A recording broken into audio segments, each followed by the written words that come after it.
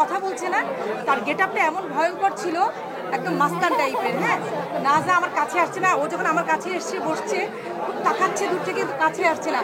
ও যখন বলেছে মা আমি তো বাবাই, তখন দৌড়ে এসছে। তার মানে লুকটা কতটা চেঞ্জ।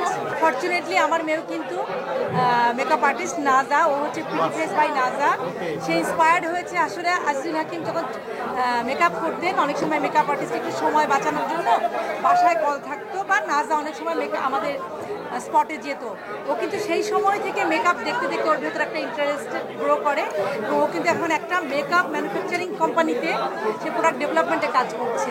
সো দ্যাটস লাইক বিশাল একটা ব্যাপার। আমি বলবো যে আমাদের যারা মেকআপ আর্টিস্ট ছিলেন সেই সময় আজিজুল হাকিমকে মেকআপ করেছে, তাদের একটা অবদান নাজার অবচেতনে আছে। হ্যাঁ, আর পাশাপাশি আমি একটা কথা বলবো যে শিল্পী তো তারকা হয়ে ওঠে তাদের অভিনয় দিয়ে, কিন্তু কোনো না কোনো চরিত্রের মাধ্যমে, এবং সেই অসাধ্যটি সাধন করে থাকেন একজন রূপসজ্জাকর, আমরা যাকে বলি মেকআপ আর্টিস্ট।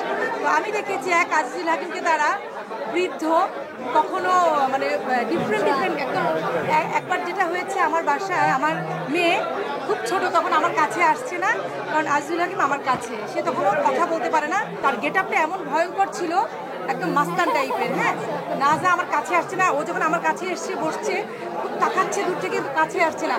ও যখন বলেছে মা আমি তো বাবাই, তখন দৌড়ে এসছে। তার মানে লুকটা কতটা চেঞ্জ।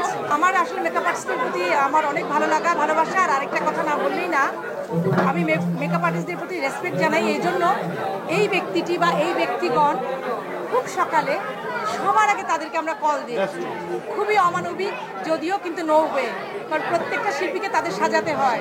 তো তারা সবচেয়ে ভোরের পাখি। আমি বলবো আমাদের শুটিং স্পটে বোধহয় স্পটের যে বয়রা থাকেন তাদের পরপরই যারা আসেন তারা হচ্ছেন আমাদের মেকআপ আর্টিস্ট, এবং তারা ফুল টাইম কিন্তু একজন শিল্পীকে নজরদারিতে রাখেন, তার গেট আপ তার লুক যেন পারফেক্ট থাকে। এটা মানে বলা যাবে না মেকআপ আর্টিস্টরা আসলে আমাদের নাটকের বা আমাদের মিডিয়ার তারা কোন পর্যায়ে তারা আমাদের সাথে অবস্থান করে।